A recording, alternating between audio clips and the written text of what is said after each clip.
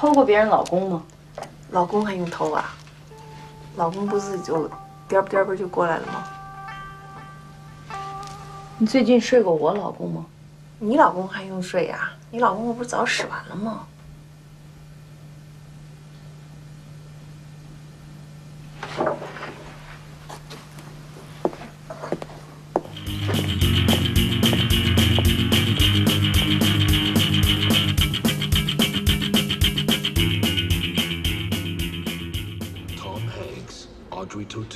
？Ian McKellen with Paul Bettany and Jean Reno. Yeah. This is Jeremy Goldkorn over here for Danwei TV in Beijing, where I'm standing in front of Longfu Cinema. Today's episode, the Da Vinci Code. We are not going to be looking at the Da Vinci Code. We're going to be looking at Perpetual Motion, a much less commercial film. One of the stars of this film is Hong Huang. We interviewed her last week about her transition from media mogul to blogger. In this week's episode, we'll continue that interview, but we'll be focusing on her role in this film. Without further ado, let's get back to our interview with Hong Huang. You just made your acting debut in a film called Perpetual Motion, directed by Ning Ying, who's a friend of yours, an old friend of yours, right? Tell us a little bit about the film. The film was shot in 2002. So it was 4 years ago that the film was shot. And essentially it was myself, Ning Ying, and Liu Suola, who's a composer and also writer. An old friend of yours. Right, and friend. And so we were talking about sort of the state of Chinese women in today's world. I mean, in some sense, they are more affluent, more in control of their lives, and especially in terms of their career than ever. But on the other hand, it's the sort of the beauty mystique type of backlash. You know, all these modern feminist theorists, sort of post-70s, 80s predictions about what's going to happen to women once they do get out of the house. And it all happened in China, just Chinese women caught up with that immediately. So we thought it would be fun to to try to say something about that. And also we think Chinese women in their 40s are particularly interesting because they had the experience of feudalism, sort of communist government ruling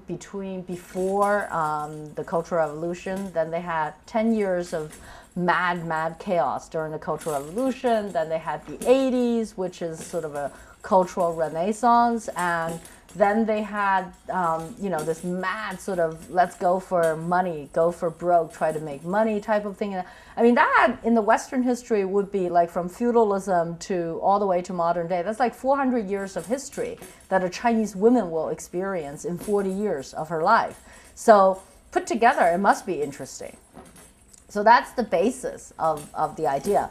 And when we decided to make it, we decided to sort of star in it ourselves and trying to pretend that we're these housewives and trying to struggle with issues, and namely, must have been difficult for you. I'm the one who basically, my husband didn't come home, and I thought that he was I suspect that he was having an affair with one of my close girlfriends, so I invite them over to play mahjong at my house, and the story just sort of develops from there on.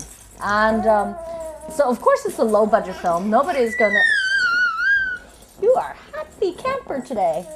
And nobody was gonna finance a film like that. So we had to make it on the cheap, or Ning Ying decided that she has to make it on the cheap because she's producing it.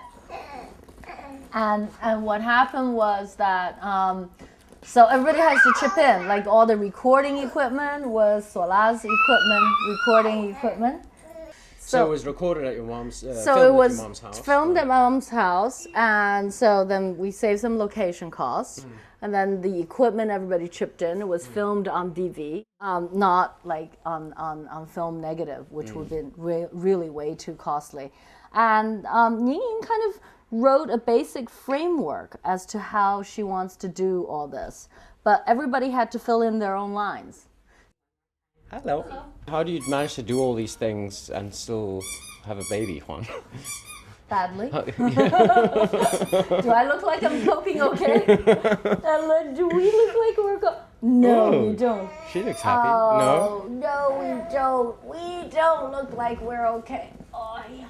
But it's an interesting film, I think. A lot of Chinese, I'm so surprised that actually the message to Chinese women actually got across, which is really surprising to me. I thought most people would hate it. I find the message too much. It's just sort of like because Ning Ying is what Chinese say, 特别狠. I mean, she can be really harsh. She can make statements like what American Beauty makes about Chinese society, and this would tend to be something of that, of sort of 40s Chinese women, you know, really ruthless type of critique. Basically saying that this generation is screwed up, you mean? Right, exactly. Right, yeah. That they're completely screwed up in the head. They have everything they want, except that they're just completely screwed up in the head, and their priorities in life are completely upside down. I think in China, the most obvious thing is face. Is for Chinese women, there's a huge loss of face if your husband is doing something like that. Chinese women tend not to be able, I would think like Western women would go after the husband a lot more, but Chinese women tend to go after the other women. And they tend to say, well, my husband loves me. It's just this little vixen who seduced him, and it's not his fault. It's her fault. They tend to blame. I mean, just a couple of days ago, you know, something happened. It's like a friend of mine's 2 ex-girlfriends got into a bar fight. Can you imagine? That's actually a man's wet dream, isn't it? 2 women. Hey, well, I don't know. Have you had that experience in China, Jeremy? No. No. Are you? No, I haven't. Be straightforward. Well, it's not, your own website. I've never I know you. I've never known any woman to get in a cat fight in a bar. Really? Yeah. Well, this one knocked out 5 ex-girlfriends. teeth of the ex-girlfriend. Wow. The current girlfriend. And this is the thing. And you sort of sit there. I was sitting there. I was like, why? Why? If you think your boyfriend is having an affair with the ex, or the ex didn't know about the present, whatever, go after him. He's the one who's cheating, right? Why go after the girl? But that seems to be a Chinese thing. It's like, I gotta figure out who the hell is seducing my husband. It's like the husband is untouchable. Yeah, I think that's true, actually. I think that it's a difference, Chinese women, the way they think about that. Yeah. Yeah. It's and I think that's the point that Ning Ying is trying to make in the fact that they're a bit screwed up. That there are some things that actually the women bring on themselves. That's right. The women are masochistic, and masochistic to themselves as a sex, not as just as a also, which will inevitably bring it on that they are masochistic about their personal life as well, right? Because they tend to blame. You know, they tend to get their claws out and pull women's hair rather than to blame the men. It's like the man can't do no wrong. We got to keep our man, but it's just, you know, it's all the women's fault. The other vixen. Yeah. Yeah. Because you had a premiere screening in Beijing. We did, right? and what happened with the film, unfortunately, is the distributor who picked it up decided to market it as me trying to slander my ex-husband Chen Kaige.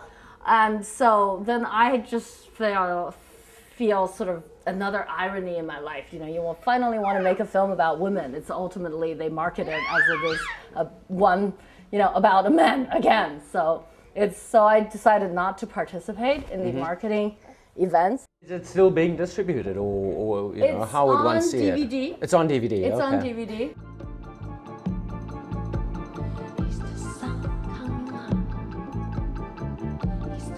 She certainly has her hands full. That's Hong Huang for you. I'm Jeremy Goldcorn for Danwei TV in Beijing.